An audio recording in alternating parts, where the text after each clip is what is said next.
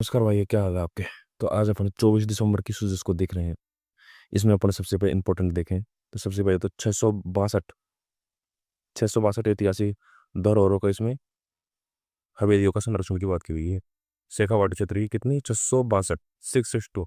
एक नंबर इसका अपन को दिमाग रखना 662 का, क्योंकि ये आरपीएससी बारे में कभी भी किसी प्रकार से पूछ सकता है, क्योंकि ये नंबर से फिक्स है, ये तो लंबे टाइम तक रहेगा। 662 ऐतिहासिक हवेलियों को पुनरुद्धार की बात की गई है। और 2 साल में वृद्धि कितनी हुई है, 63 मेगावाट की। ये दो बातें हम कर रहे हैं। कितनी वृद्धि है 2 साल में, 63 मेगावाट। इसके अलावा यहाँ पर रामजल सेतु लिंक परियोजना की बात करें तो राजस्थान और मध्य प्रदेश के बीच में ये पानी से रिलेटेड है, जिसमें 90-10 का रेशियो है। 90 तो केंद्र सरकार दे रही है, 10 इसमें राजस्थान की सरकार और मध्य प्रदेश की सरकार मिलकर दे रही है। यमुना जल समझौते की हम कई बार बात कर चुके हैं, इसकी हरियाणा के साथ समझौता किया जा रहा है, शेखावाटी को उससे पानी दिया जाएगा। इसके अलावा मुख्यमंत्री दिव्यांग स्कूटी योजना, इसमें स्कूटी दी जाती है दिव्यांग लोगों को, तो इसमें कोई खास बात है नहीं। इसके अलावा अपन नेक्स्ट पेज की बात करें तो यहाँ पर भी वही योजनाओं की बात की जा रही है। एक तो लाडो प्रोत्साहन योजना, इसके अपन कई बार बात कर चुके हैं। 1.5 लाख रुपए इसमें दिए जाते हैं, 7 किस्तों में टोटल दिए जाते हैं।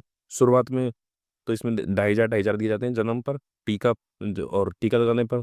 उसके बाद फिर एडमिशन पर 5, फिर उसके बाद जो फर्स्ट में 10, फिर 15, 20 और 25, इस तरीके से 5-5 बढ़ते हैं। लास्ट में ग्रेजुएशन की बात कितने जाते हैं भाई साहब, 70 हो जाते हैं। ये अपन ने पढ़ चुके हैं। उसके अलावा अपन यहाँ पर ये भी अपन बात कर चुके हैं।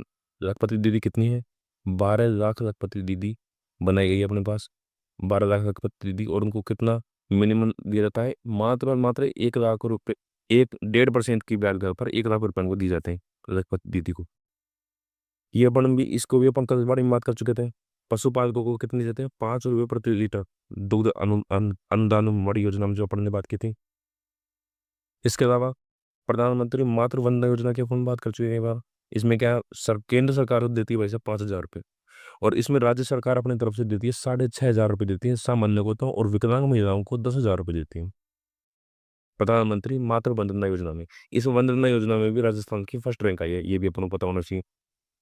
इसके अलावा अभी अभी लेटेस्ट अपने पास पर ये आई है, पर्यटन फिल्म पर्यटन नीति आई है, नॉर्मल पर्यटन नीति भी आई है, पर्यटन इकाई नीति।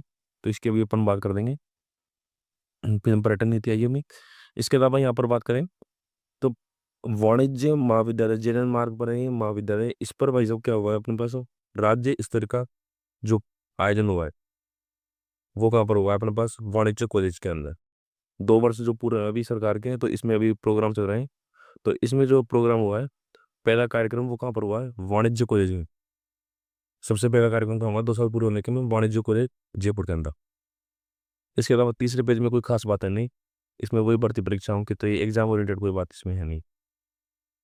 ये अपने देखो फिल्म पर्यटन नीति आई है, इसके अंदर अपन क्या क्या बात आई है वो अपन बात कर लेते हैं। बिल्कुल एक एक चीज इसकी इंपॉर्टेंट है। तो राजस्थान फिल्म पर्यटन नीति 2025, अब इसके अंदर देखो क्या क्या है। सबसे पहले तो राज्य सरकारी लोकेशन पर जो शूट हो रहेगा उसकी 100% इसमें प्रतिपूर्ति की जाएगी, लेकिन मैक्सिमम कितने दिन की शूटिंग, 5 दिन की। अगर किसी फिल्म को अंतर्राष्ट्रीय या राष्ट्रीय फिल्म पुरस्कार मिल चुका है, तो उस प्रकार की फिल्मों को अधिकतम 1 करोड़ रुपए, और भारत सरकार के राष्ट्रीय पुरस्कार अगर किसी को मिले तो 50 लाख रुपए की प्रोत्साहन राशि मिलेगी मिलने के बाद। अगर इंटरनेशनल लेवल का उसको अवार्ड मिला तो 1 करोड़ रुपए सरकार देगी, और राष्ट्रीय स्तर का अगर उसको पुरस्कार मिला तो उसको 50 लाख रुपए दिए जाएंगे।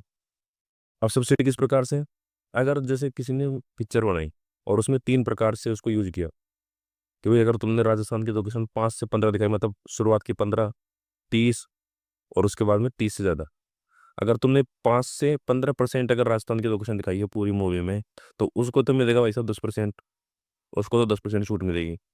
अगर किसी ने 16 से 30 दिखाई है तो उसको 20% छूट मिलेगी। और किसी ने 30% से ज़्यादा मूवी में राजस्थान की लोकेशन दिखाई है तो उसको 30% सब्सिडी दी जाएगी। ये बात इस तरीके से उनको बांटा है।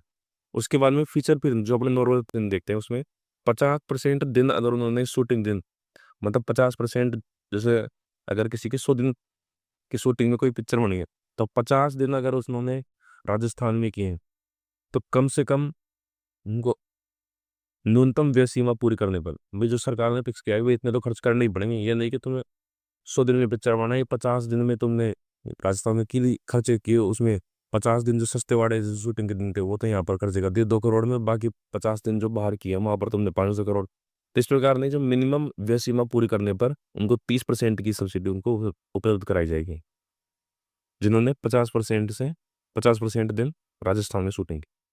ये बात कर दी। और अगर 100% की शूटिंग राजस्थान में कर दी है, तो उनको 30 के अलावा 5% एक्स्ट्रा सब्सिडी भी दी जाएगी।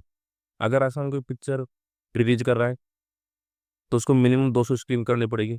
अगर हिंदी फिल्म है तो, राजस्थानी फिल्म है तो उसको 25 स्क्रीन पर करना पड़ेगा कम से कम। और अन्य भाषाओं की फिल्म है तो उनको 100 स्क्रीन पर कम से कम करना ही पड़ेगा। ये फिक्स किया है। इसके अलावा राज्य सरकार और पर्यटन विभाग को श्रेय देना पड़ेगा। भाई पिक्चर बनाया हो तुमने शुरुआत में बताया ना कि थैंक्स टू फलाना, थैंक्स टू दिगड़ा, तो वो उसमें राजस्थान सरकार और पर्यटन विभाग, इनको श्रेय उसमें देना ही पड़ेगा। ये कंपलसरी है, अगर यहाँ पे तुमने छूट चाहिए थे। तो ये सारी इंपॉर्टेंट बात की अपन ने, और इसी के साथ अपना आज का तो होता 24 दिसंबर का। बहुत बहुत धन्यवाद साहब।